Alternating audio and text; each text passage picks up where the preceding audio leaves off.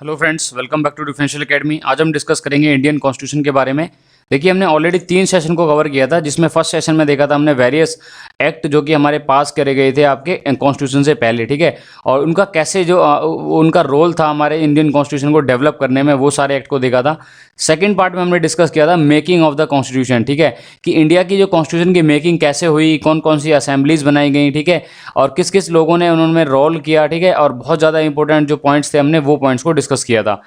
Third session में हमने discuss किया था प्रीएम्बल के बारे में, ठीक है, कि जो हमारी प्रस्तावना है उसके क्या की फीचर्स हैं, क्या उसके जो पॉइंट्स हैं जो कि एग्जाम पॉइंट में आपको याद रखने हैं, ठीक है, और कौन सी जो पर्टिकुलर डेट्स हैं जो कि एग्जाम में पूछी जाती हैं। तो आज हम देखेंगे, देखिए हमारा टॉपिक है जो कि हम देखेंगे आपका इंपॉर्टेंट अमेंडमेंट्स, ठीक है। तो इसके बाद हमारा कॉन्स्टिट्यूशन खत्म हो जाएगा और इसके बाद हम स्टार्ट करेंगे अपना directive principle of state policies है, ठीक है। मतलब अब हम थोड़ा सा डेप्थ में जाएंगे उन टॉपिक्स के ऊपर जो कि एग्जाम से ओरिएंटेड होते हैं हमारे पॉलिटी के, जैसे फंडामेंटल राइट है, फंडामेंटल ड्यूटीज़ है, ठीक है।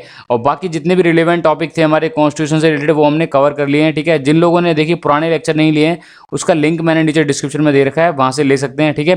तो चलिए स्टार्ट करते हैं हमारे इंपॉर्टेंट अमेंडमेंट्स। अमेंडमेंट्स को बोलते हैं देखिए संशोधन, ठीक है।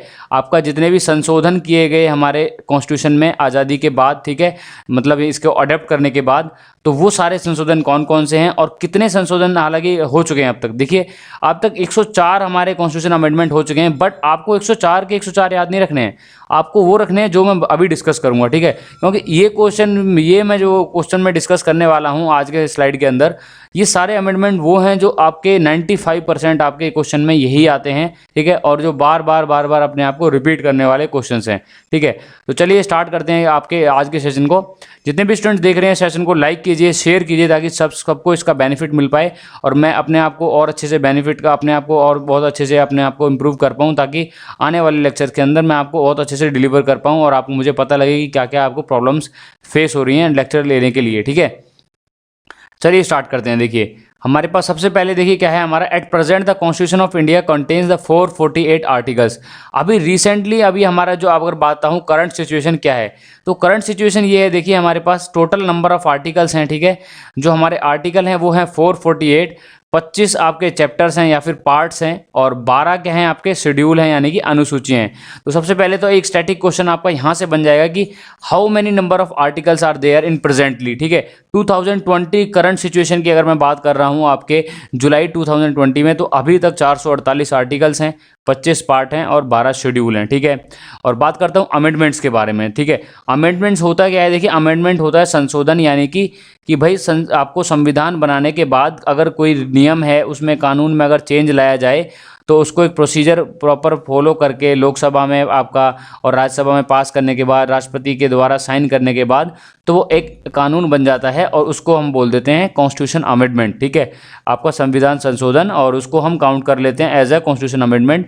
तो अब तक 104 अमेंडमेंट हो चुके हैं जब से हमारा कॉन्स्टिट्यूशन आपका क्या है अडॉप्ट किया गया है। तो जितने भी स्टूडेंट्स को देख रहे हैं, तो आपको मुझे पहले बताइए भाई कॉन्स्टिट्यूशन का जो आपको अडॉप्ट किया गया उसकी डेट क्या है, ठीक है।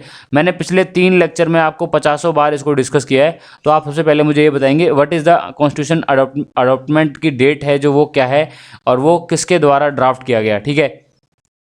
अब बात करते हैं, देखिए आगे, the constitution of India was enforced on 26 of January 1950। देखिए 26 जनवरी 1950 को एनफोर्स किया गया, ठीक है, विच कंटेन 395 आर्टिकल। अगर बोलते हैं कि जिस दिन हमारा कॉन्स्टिट्यूशन हमारा क्या करा गया, एनफोर्स किया गया, उस टाइम पे आर्टिकल, नंबर ऑफ आर्टिकल कितने थे, तो वो थे आपके 395 आर्टिकल्स थे, ठीक है। और अब बात करते हैं, देखिए 22 पार्ट या 22 चैप्टर थे, ठीक है, जो कि अभी 25 हो चुके हैं।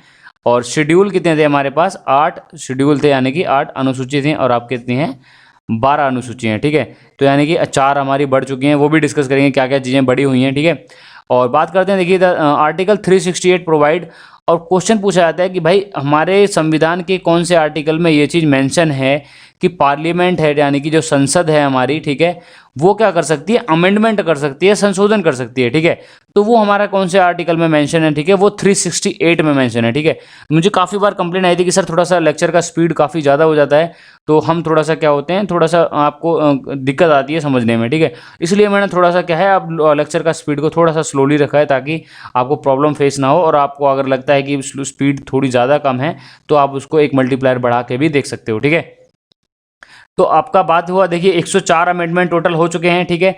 25 जैन 2020, ठीक है, 25 जनवरी 2020 को 104th अमेंडमेंट जो लास्ट अमेंडमेंट हुआ था वो हुआ था, ठीक है। आपको मुझे बताना है कि जो ये अमेंडमेंट हुआ था ये किस टॉपिक के या फिर किस चीज़ का अमेंडमेंट था, किस चीज़ को लेके था, ठीक है। ताकि आपको अगर नहीं पता है तो आप इसको सर्च कीजिए और मुझे कमेंट्स में बताइए, जिससे आपको क्या रहेगा, आपको ये चीज़ याद रहेगी, ठीक है। तो ये देखो इस स्लाइड से आपको इतनी नॉलेज मिलती है और इतने आपके जो पॉइंट्स हैं, जो आपके क्वेश्चंस हैं वो आपके बन जाते हैं यहाँ से कि टोटल नंबर ऑफ आर्टिकल कितने हैं आपके 448, 25 आपके पार्ट हैं और 12 शेड्यूल हैं। और जब लॉन्च हुआ था हमारा, जब हमारा ये एनफोर्स करा गया था, तब हमारा था 395 आर्टिकल्स, 8 आपके शेड्यूल थे और 22 हमारे पार्ट्स थे, ठीक है। टोटल नंबर ऑफ अमेंडमेंट्स के बारे में बात करें तो 104 अमेंडमेंट अभी तक हो चुके हैं और जो 104वां अमेंडमेंट वो हुआ था 25th आपका 104वां अमेंडमेंट हुआ था, ठीक है। आपको मुझे बताना है जो जीएसटी जो आया था, ठीक है, वो किस अमेंडमेंट में इसको क्या करा गया था, हमारा अमेंड किया गया था कि भाई जीएसटी हम एनफोर्स करेंगे हमारी कंट्री के ऊपर, ठीक है। एक हमारा जो टैक्स रहेगा जो कि हमारा क्या करेगा, सभी इनडायरेक्ट टैक्सेस को डिसॉल्व कर देगा और एक यूनिफॉर्म टैक्स रहेगा हमारा, वन नेशन वन टैक्स के लिए, ठीक है। और डायरेक्ट जितने टैक्स रहेंगे वो हमारे सेम रहेंगे। इसको मैंने ऑलरेडी डिस्कस किया है पॉलिटी के अंदर। आपको मुझे बताना है कि जो डायरेक्ट टैक्स होते हैं उसके अंदर कौन कौन से टैक्स आते हैं, ठीक है। बताइए मुझे कमेंट्स के अंदर, मैं वेट कर रहा हूँ, ठीक है। अब देखते हैं, देखिए अमेंडमेंट्स के बारे में। सबसे पहला अमेंडमेंट क्या था, देखिए फर्स्ट अमेंडमेंट हुआ हमारा, जो हमारे जैसी आज़ादी के बाद जो हमारा पहला अमेंडमेंट हुआ था, फर्स्ट अमेंडमेंट 1951 में, ठीक है। पहला संविधान संशोधन आपका 1951 में हुआ। इसमें आर्टिकल जो आपके 15 है, ठीक है, आर्टिकल 15, 19, 85, 87 और आपके जितने ये आर्टिकल दे रखे हैं 341 है, 342, 372 और 376 में संशोधन करे गए, ठीक है। यानी कि क्या है, आपका एक आपके संशोधन के अंदर हमने क्या करा है, बहुत सारे आर्टिकल में थोड़े थोड़े चेंजेस करे हैं, ठीक है। और ये कौन बताता है हमारा कि भाई हम जो पार्लियामेंट कर सकती है, आर्टिकल 368 ये बताता है कि हमारी संसद है जो वो आपका कोई भी आपके कॉन्स्टिट्यूशन के आपके अमेंडमेंट में कर सकती है, किसी भी आर्टिकल में चेंजेस ला सकती है, एक पॉजिटिव चीज़ों को लेके चल पाए ताकि, ठीक है। तो देखिए देखते हैं आर्टिकल 31A और 31B में अनुसूचित जाति, ठीक है, यानी कि आपके 9 शेड्यूल आप जो कास्ट हैं आपके वर इंसर्टेड, तो उसमें 9 अपने शेड्यूल कास्ट इंसर्ट कर दिए गए, ठीक है। और इसका उद्देश्य था मेनली क्या है, जमींदारी संबंधित कानूनों को क्या करना, चेंज करना, ठीक है। इसका देखिए मेनली क्या था, to enforce the zamindari related law, जितने भी जमींदारी जो हमारे थे, बिकॉज आज़ादी के बाद भी काफ़ी ज़्यादा जमींदारी चलती थी और हमारी जो चीज़ों को लेके बहुत प्रॉब्लम होती थी, बात करें रूरल एरियाज़ के अंदर, तो उन सब चीज़ों को क्या करने के लिए, डिसॉल्व करने के लिए एक एनफोर्स करा गया लॉ, जो हमारा फर्स्ट अमेंडमेंट 1951 में आ गया, ठीक है। क्वेश्चन कैसे पूछा जाएगा, देखिए क्वेश्चन पूछा जाएगा कि भाई ऐसा कौन सा हमारा जो अमेंडमेंट था जिसके अंदर जो हमारे जो जमींदारी था उसको डिसॉल्व करा गया या फिर उसको एनफोर्स करा गया, उसकी डिफ़िकल्टीज़ को रिमूव करा गया, ठीक है। तो वो था हमारा फर्स्ट अमेंडमेंट 1951, ठीक है। इससे आपको इतना आपको नॉलेज मिलता है। देखिए नेक्स्ट देखते हैं सेवन्थ अमेंडमेंट 1956, जो आपका 7वां संविधान संशोधन 1956, ठीक है। इसका मेन एम क्या था, देखिए हमारे जो राज्य थे उनका पुनर्गठन करना, केंद्र शासित प्रदेशों की शुरुआत, और इसमें केंद्र में और राज्यों के संबंधों बीच में, जैसे हाई कोर्ट है, ठीक है, विधान परिषद है यानी लेजिस्लेटिव काउंसिल है, ठीक है, और इनसे सभी के प्रावधान इसमें क्या करे थे, इंक्लूड करे थे, ठीक है। अब देखते हैं, देखिए क्या क्या बोल रहा है, ये बोल रहा है देखिए आपका 1956 में जब देखिए क्या हुआ, इंडिया के अंदर क्या हुआ, बहुत सारी भाषाओं के लोग हैं, ठीक है। और बहुत सारी जब भाषाओं के लोग हैं तो आपको क्या है, तो सबको क्या है अपना अपना प्रॉपर ये चीज़ें उठने लगी कि भाई हमको ये प्रॉपर रीजन मिलना चाहिए जहाँ पर हरियाणा की अगर बात करें तो हरियाणवी बोलने वाले हैं, पंजाब की बात करें तो पंजाबी बोलने वाले हैं, मद्रास की बात करें तो मद्रासी लोग हैं, ठीक है। तो भाषा के आधार पे ये चीज़ें होने लगी। तो सबसे पहले उस टाइम देखा गया कि भाई एक अमेंडमेंट करा जाए कि हम क्या कर सकें, राज्यों का पुनर्गठन कर सकें, केंद्र शासित प्रदेश बना सकें जो यूनियन टेरिटरी हैं, और प्रोविज़न बनाए कि जितने भी हमारी सेंटर और स्टेट में अपने जो रिलेशंस होंगे वो किस तरीके के होंगे, हाई कोर्ट्स बनाए जाएं स्टेट्स के अंदर, ठीक है। और जितने भी विधान परिषद हैं, देखिए आपको बतानी कितने स्टेट के अंदर लेजिस्लेटिव काउंसिल है, ठीक है। एक होता है लेजिस्लेटिव असेंबली, ठीक है, एक होता है लेजिस्लेटिव काउंसिल। जो मैं अभी डिस्कस करेंगे हम स्टेट गवर्नमेंट के बारे में, जो हमारी एग्जीक्यूटिव है और आपकी लेजिस्लेटिव बॉडीज़ है, ठीक है, जुडिशरी है, इन सब में डिस्कस करेंगे हम इस चीज़ों को। आपको मुझे बताना है कितने स्टेट्स के अंदर अभी लेजिस्लेटिव काउंसिल है, ठीक है। नंबर ऑफ स्टेट्स के बारे में बताना है और स्टेट्स के अगर हो सकता है तो नाम भी मुझे बताइए, ठीक है। चलिए बताइए, जो भी आप स्टूडेंट्स को देख रहे हैं आप मुझे कमेंट्स में बताइए, मैं कमेंट्स को रीड कर रहा हूँ, ठीक है। बताइए जितने भी स्टूडेंट्स हैं, देखिए क्वेश्चन का जवाब जरूर दीजिए करें, अगर बेशक आपको गलत आता है बट उसको सर्च करके देखिए, और अगर गलत आता है तो अगर सर्च नहीं करते तो गलत दीजिए, ताकि आपको पता लगे कि आप मिस्टेक कहाँ कर रहे हो। ठीक है, तो देखिए होता क्या है आपका, जो इसमें हमारी क्या क्या चीज़ें इंक्लूड करेंगे। देखिए category A B and C of the states were abolish. ठीक है, स्टेट्स के अंदर जो कैटेगरी बना रखे थे, A category states, B category and C category states को अबॉलिश कर दिया गया। Article 1 and schedule 1 were revise. ठीक है, और फर्स्ट आर्टिकल को और फर्स्ट शेड्यूल को क्या करा गया, रिवाइज करा गया, यानी कि उसमें कुछ चेंजेस करे गए। Abolition of the group C state and the establishment of union territory. पहले क्या कराया गया था, देखिए हमारे जो स्टेट्स को बनाया, डिवाइड किया गया था ए ग्रुप, सी ग्रुप और बी ग्रुप में। ठीक है, तो सी ग्रुप के जितने भी स्टेट्स हमारे जो डिवाइड करे गए थे on the basis of various categories, तो सी ग्रुप को क्या कर दिया गया, चेंज कर दिया गया, और इस्टेब्लिशमेंट हुई हमारे यूनियन टेरिटरी की, यानी कि केंद्र शासित प्रदेश होगी। ठीक है, तो यहाँ से ये पॉइंट निकल के आया। Third one is 1 person can be appointed as the governor of the more than 1 state at the same time. यानी कि एक गवर्नर, अभी जैसे हमारे किसी स्टेट के अंदर एक गवर्नर होता है, ठीक है, तो इसमें बताया गया हमारे जो आपका 7th अमेंडमेंट 1956 के अंदर कि जो एक गवर्नर होता है वो आपका क्या है, मोर देन 1 स्टेट का गवर्नर रह सकता है। ठीक है, तो ये आपका देखिए क्या है, काफ़ी इंपॉर्टेंट पॉइंट है, ये आपको ध्यान रखना है। 7th आपका अमेंडमेंट 1956। फर्स्ट आपको याद रखना है 1951 अमेंडमेंट, जिसके अंदर आपने क्या देखा था अभी, जिसके अंदर आपने देखा था कि अपने जो जितने भी आर्टिकल हैं उसके अंदर चेंजेस करा गया। ठीक है, और जमींदारी का जो प्रॉब्लम थी उसको रिजॉल्व करा गया। ठीक है, 7th अमेंडमेंट 1956, यानी कि आज के 5 साल बाद 7वां अमेंडमेंट जो हुआ उसके अंदर क्या करा गया, आपका सी ग्रुप कैटेगरीज को आपका यूटी बना दिया गया। गवर्नर को पावर दे दी गई कि गवर्नर मोर देन 1 स्टेट के भी गवर्नर रह सकते हैं। ठीक है, एक ही टाइम पे। और the president can appoint as many as जजेस। ठीक है, एक हाई कोर्ट के अंदर प्रेसिडेंट चाहो तो अपने जज ज़्यादा भी अपॉइंट कर सकता है अगर वहाँ लग रही है नीड है तो। ठीक है, तो ये भी एक क्या है आपका इंपॉर्टेंट पॉइंट है 7th अमेंडमेंट से रिलेटेड। ठीक है, देखिए बेसिकली क्या है, अमेंडमेंट्स के क्वेश्चन काफ़ी ज़्यादा आते हैं, तो इसलिए थोड़ा सा हम डिटेल में डिस्कस कर रहे हैं। बाकी बहुत ज़्यादा मतलब बहुत टिपिकल भी नहीं है। ठीक है, बस चीज़ों को आपने फैक्ट्स को याद रखना है और बाद में आपको शॉर्ट नोट्स बनाने हैं इसके। ठीक है, नेक्स्ट देखिए अमेंडमेंट इंपॉर्टेंट है, वो आपका 24th अमेंडमेंट 1971। ठीक है, बीच में हालांकि काफ़ी अमेंडमेंट भी कराए गए, बाकी उनमें क्या है वो ज़्यादा इंपॉर्टेंट नहीं है हमारे एग्जाम पॉइंट ऑफ व्यू से, तो इसीलिए हम देखते हैं कि भाई हमारा कौन सा जो अमेंडमेंट है आपका जो इंपॉर्टेंट है। नेक्स्ट देखिए हमारा ये है आपका अमेंडमेंट 24th 1971। इसमें बोला गया आपका जो आर्टिकल 13 है और आपका 368 है, इनको चेंजेस करके थोड़ा सा इसमें रिजोल्यूशन लाया और संसद को मौलिक अधिकारों सहित संविधान के किसी भी भाग को संशोधित करने की शक्ति प्रदान की। यानी कि जो पार्लियामेंट है हमारी वो मौलिक अधिकार, ठीक है, मौलिक अधिकार देखिए आपको बताना है जो फंडामेंटल जो राइट्स हैं ये किस कंट्री से लिए गए हैं। ये मैंने बताया था मेकिंग के अंदर कि हमारे जो सोर्सेज ऑफ कॉन्स्टिट्यूशन है, एक तो आपका 1935 1935 का एक्ट है कॉन्स्टिट्यूशन ऑफ, ठीक है, गवर्नमेंट ऑफ इंडिया 1935, और एक था हमारा क्या है फॉरेन सोर्सेज। तो कौन से स्टेट से फंडामेंटल राइट का जो कॉन्सेप्ट लिया गया आपको मुझे कमेंट्स में बताना है, चलिए बताइए। ठीक है, तो इसमें बोला कि हम 30 और 368 अमेंडमेंट के अंदर हम क्या करेंगे, चेंजेस करेंगे और पार्लियामेंट को पावर दे दी गई कि फंडामेंटल राइट जितने भी आपके मौलिक अधिकार हैं इनको क्या कर सकती है पार्लियामेंट हमारी, अमेंड कर सकती है, चेंज कर सकती है, इसमें रिविजन ला सकती है। ठीक है, तो ये हमारा एक चेंज करा गया 24th अमेंडमेंट के अंदर। नेक्स्ट देखिए it is also change the language of article 368। ठीक है, यानी कि इसने अनुच्छेद 368 की भाषा को भी बदल दिया। ठीक है, तो उसमें क्या है आर्टिकल आपका क्या है, इसका लैंग्वेज भी चेंज करा दिया गया और राष्ट्रपति के लिए संवैधानिक संशोधन बिलों पर अपनी सहमति देना अनिवार्य कर दिया गया। और इसमें बोला गया कि अगर हम कोई भी कॉन्स्टिट्यूशनल अमेंडमेंट बिल लाते हैं तो उसमें हमारे प्रेसिडेंट ऑफ इंडिया हैं उनकी जो आपकी क्या होगी, आपकी सहमति होगी, उनकी अगर बात करते हैं उनका जो आपका कंसेंट रहेगा, उनको बोलेंगे अगर उनकी सहमति होगी तो ही वो पास होगा, नहीं तो वो नहीं होगा। तो इसीलिए ये क्या है इंपॉर्टेंट है। फर्स्ट पॉइंट आपको डिस्कस करना है इस आपके अमेंडमेंट के बारे में कि पहला पॉइंट क्या है, fundamental right can be revise by the parliament of India. ठीक है, और गवर्नमेंट ऑफ इंडिया में के आपके लिए अगर कोई भी पॉजिटिव चेंज आ रहा है, ठीक है, कोई भी अमेंडमेंट आ रहा है कॉन्स्टिट्यूशन का, तो उसमें प्रेसिडेंट का सहमति होनी बिल्कुल अनिवार्य है। और जो लैंग्वेज ऑफ आर्टिकल 368 है वो क्या करी गई, चेंज करी गई। ठीक है, नेक्स्ट देखते हैं, देखिए 25th अमेंडमेंट 1972, 25वां संशोधन देखिए हमारा एग्जाम के लिए इंपॉर्टेंट है। इसके अंदर क्या करा गया, देखिए इसमें आर्टिकल 31 में चेंजेस करे गए और आर्टिकल अनुच्छेद 31C भी डाला गया। ठीक है, 31 में कुछ चेंजेस लग करके इसमें 31C को हमारा क्या करा गया, इंसर्ट करा गया। ठीक है, it provide that no property shall be compulsory acquired except for the public purpose.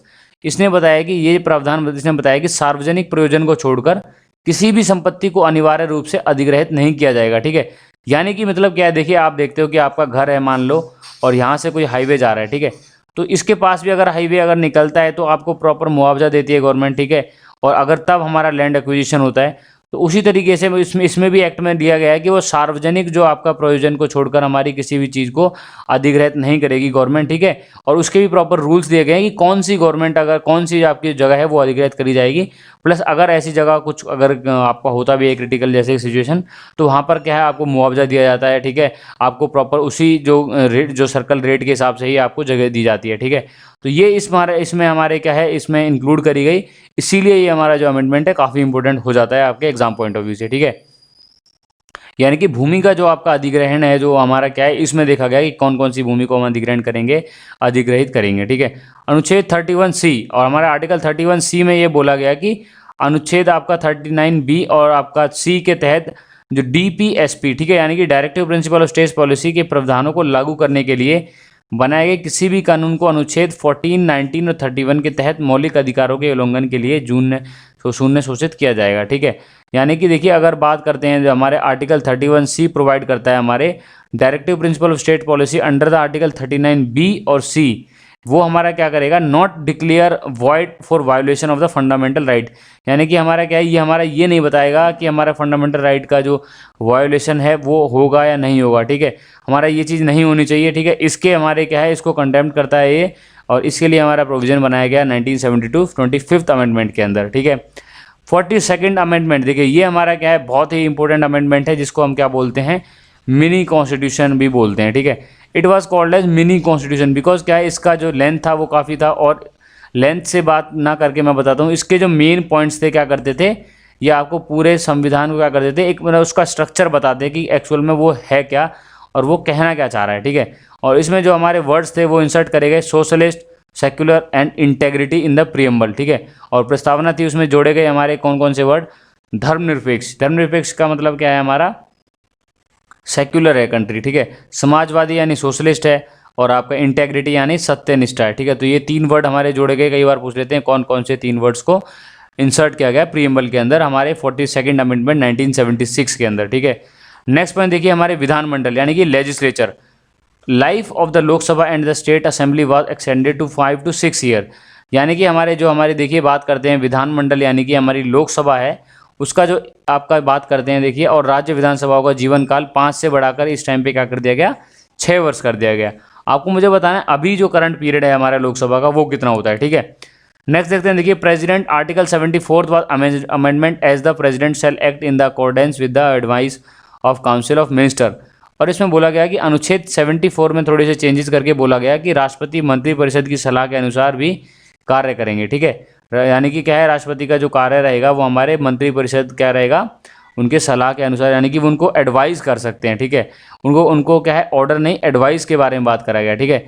और ये चीज़ ध्यान रखनी है, the advice of council of minister 74th आपका आर्टिकल के अंदर थोड़ा सा क्या करा गया, चेंजेस करा गया, ठीक है। नेक्स्ट देखिए हमारा क्या है, मिनी कॉन्स्टिट्यूशन का जो मेन की पॉइंट है, नेक्स्ट की पॉइंट है देखिए फंडामेंटल राइट्स। हमारे all directive principle of state policy were given primacy over the fundamental right. यानी कि क्या है, मौलिक अधिकारों को डीपीएसपी के अनुच्छेद 14, 19 और 31 के तहत इनको क्या है, प्रधानता दी गई, ठीक है। मौलिक अधिकार यानी कि फंडामेंटल राइट है हमारे, वो क्या है, वो इजीली उसको क्या करेंगे, वो हमारे इजीली सस्पेंड नहीं हो सकते, और उनकी प्रॉपर रक्षा करी जाएगी, वो सब चीज़ें क्या है हमारी बहुत ज़्यादा हो जाएगा, ठीक है। तो नेक्स्ट देखते हैं, देखिए 43rd अमेंडमेंट है हमारा, देखिए, और जितनी भी हमारी न्यू डीपीएसपी हमारे डायरेक्टिव्स थे वो हमारे पार्ट 4 में ऐड करी गई, और part 4A was added in the having article 51A, ठीक है। और पार्ट 4A में किस में करा गया है, वो आपका 51A में जोड़ दिया गया, जिसमें हम क्या करते हैं, basically fundamental duties of citizens को भी पढ़ते हैं, ठीक है। नेक्स्ट देखिए हमारा था 43rd अमेंडमेंट 1977। इसमें क्या है हमारा, इसमें राष्ट्रीय आपातकाल की समाप्ति के बाद लाया था। देखिए जितनी भी हमारी जो आपका नेशनल इमरजेंसी आई थी हमारी कंट्री के अंदर, ठीक है, उसके बाद हमारा इसको अमेंडमेंट जो संशोधन करा गया 43rd अमेंडमेंट। तो कई बार पूछ लेते हैं कि भाई नेशनल इमरजेंसी के बाद कौन सा अमेंडमेंट हुआ, तो आपको पता होना चाहिए वो था आपका 43rd अमेंडमेंट 1977, ठीक है। और प्रोविजन क्या था, देखिए इसमें some of the provisions of the 43rd amendment were repeated, और इसमें क्या है, काफ़ी ज़्यादा जो हमारे वो अमेंडमेंट थे उसको रिपीट करा गया, ठीक है। 44th अमेंडमेंट देखिए क्या था हमारा 1978 का, इसमें बताया कि it is the most distortion introduce in the constitution by the 42nd amendment of India. मतलब काफ़ी सारे जो अमेंडमेंट जो क्या करे गए, हमारे चेंज करे गए। उसके बाद 44th अमेंडमेंट आया, जिसमें इन्होंने देखा कि लोकसभा और राज्यसभाओं के जीवन को फिर से घटाकर 5 साल कर दिया गया। यानी कि 44th अमेंडमेंट ने क्या करा, इसको दोबारा से 5 ईयर का कर दिया गया, जो कि अभी करंट में भी क्या है, लोकसभा का आपका क्या रहता है, 5 ईयर जो टर्म रहता है आपका पीरियड। ठीक है, नेक्स्ट देखते हैं, देखिए इसमें क्या चेंजेस लाए। इन्होंने 39th संशोधन को रद्द कर दिया गया। ठीक है, तो 39 जो अमेंडमेंट था उसको क्या कर दिया गया, डिप्राइव्ड कर दिया गया, यानी कि वॉइड कर दिया गया। ठीक है, जिसने राष्ट्रपति और उपराष्ट्रपति के चुनाव से संबंधित विवादों को तय करने के लिए सर्वोच्च न्यायालय को अपने अधिकार क्षेत्र में से वंचित कर दिया। उन्होंने बोल दिया कि अगर राष्ट्रपति से रिलेटेड कोई भी अगर इशू रहता है, या फिर आपका उपराष्ट्रपति से रिलेटेड कोई भी इशू रहता है, इसके चुनाव से संबंधित है वो, तो उसको लिए अगर हमारा जो सुप्रीम कोर्ट है वो क्या रहेगा, अधिकार क्षेत्र से आप रहेगा वंचित कर दिया। पहले इसको क्या कर दिया गया था, इंक्लूड कर दिया गया था। ठीक है, यानी कि वो लोग इसके ऊपर डिसीजन सुना सकते हैं जो हमारे सुप्रीम कोर्ट है। ठीक है, बट अब उसको क्या कर दिया गया, दोबारा से आपका खत्म कर दिया है उस रूल को। ठीक है, थर्ड पॉइंट देखते हैं, देखिए a new provision was added to the article 71 where the president could consider advice of the council of the minister and should act in accordance with the advice। यानी कि क्या है, 74th वन में बोला कि एक नया प्रावधान जोड़ के कि राष्ट्रपति मंत्रिमंडल की सलाह पर विचार कर सकते हैं और सलाह के अनुसार कार्य करना चाहिए। ठीक है, मतलब क्या है, देखिए पहले इनमें बोला गया आपका 44th अमेंडमेंट में कि आपका 43rd में कि भाई राष्ट्रपति उनके अनुसार उनके एडवाइस के अनुसार काम करे। बट इसमें बोला गया कि चाहो तो हम उस पर सलाह विचार कर सकते हैं और उसके बाद अपना कार्य कर सकते हैं। ठीक है, मे बी वो आपका एडवाइसरी हो, अगर आपको उनको सही ना लगे, बट वो चाहो तो वो उस चीज़ को भी आप नेग्लेक्ट या फिर उस पर विचार करके उस पर रिजॉल्व कर सकते हैं चीज़ों को। ठीक है, नेक्स्ट पॉइंट देखिए हमारा अनुच्छेद 257 यानी कि आर्टिकल 257A को हमारा क्या कर दिया गया, ओमिटेड यानी कि छोड़ दिया गया, उसको हमारा क्या है, इंक्लूड नहीं किया गया। Next is an emergency can be proclaimed only on the basis of written advice. ठीक है, यानी कि कैबिनेट द्वारा राष्ट्रपति को अगर लिखित यानी कि रिटर्न में अगर एडवाइस दी जाएगी तो हम क्या कर सकते हैं, इमरजेंसी यानी कि आपातकाल की घोषणा कर सकते हैं। ठीक है, तो ये चेंजेस हमारे लाए गए हमारे इस कॉन्स्टिट्यूशन अमेंडमेंट के अंदर।